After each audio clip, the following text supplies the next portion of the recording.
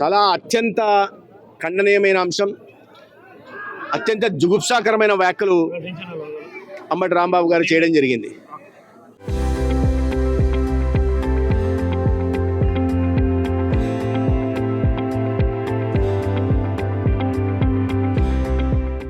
పదహారు సంవత్సరాలు ముఖ్యమంత్రిగా ఉంటున్న వ్యక్తి, నాలుగోసారి ముఖ్యమంత్రిగా రాష్ట్రాన్ని ప్రగతి పథంలో తీసుకెళ్తున్న వ్యక్తి, ప్రధానంగా తనకన్నా వయసులో పెద్ద వ్యక్తి, 75 సంవత్సరాలు కలిగిన నాయకుడిని పట్టుకొని అటువంటి జుగుప్సాకరమైన సభ్య సమాజం హర్షించని విధంగా మాట్లాడడం బట్టి ఆ పార్టీ సంస్కృతి ఏముందో, లేదా అతని వ్యక్తి ఎవరైతే ఇటువంటి వ్యాఖ్యలు చేశారో అతని ఇదేంటనే మానసిక స్థితి ఏ రకంగా ఉందనే విషయాన్ని మనం అర్థం చేసుకోవాల్సింది.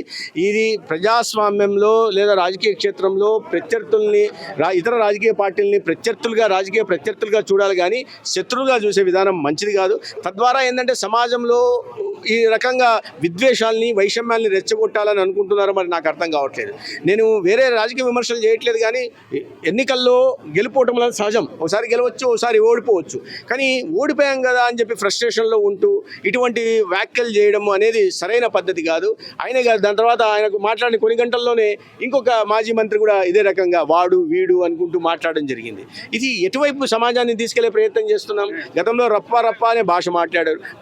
ఒకవైపు మన దేశ యువత అత్యంత ప్రతిభ చూపిస్తూ స్టార్టప్లో ముందు ఉంటూ చంద్రమండలంలో సౌత్ పోల్లో మన శాటిలైట్ దించుతూ మనం ప్రైవేట్గా శాటిలైట్ మనం పంపిస్తుంటే, రెండో వైపు యువతని ఈ రకంగా వెనక్కి తిరోగమన మార్గంలో తీసుకెళ్లే ప్రయత్నం చేస్తున్నారు. సమర్థనీయం కాదు.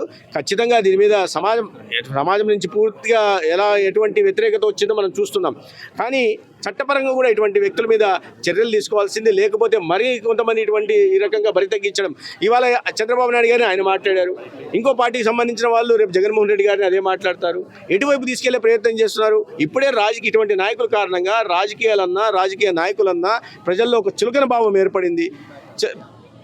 రాజకీయ నాయకుల్ని గౌరవించే స్థితి నుంచి రాజకీయ నాయకులు అంటే ఈశ్వరించుకునే దిశగా ఇవాళ నాయకుల వ్యవహారం ఉంది. అది మంచిది కాదు. అంబటి రాంబాబు గురించి చెప్తాను. వాసంశెట్టి సుభాష్ కూడా నిన్న రిప్లై ఇస్తూ ఎవరు చేసినా తప్పేనే, అదే చెప్తున్నా.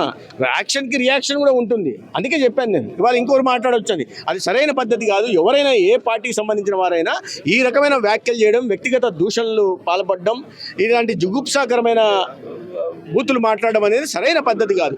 5 సంవత్సరాల రకంగా జరిగింది కాబట్టి ప్రజలు గుణపాఠం నేర్పారు. అది ఏ పార్టీకైనా వర్తిస్తుంది, ఎవరికైనా వర్తిస్తుంది. ఎవరైనా కూడా సమయం పాటించాల్సిన బాధ్యత అందరి మీద ఉంటుంది.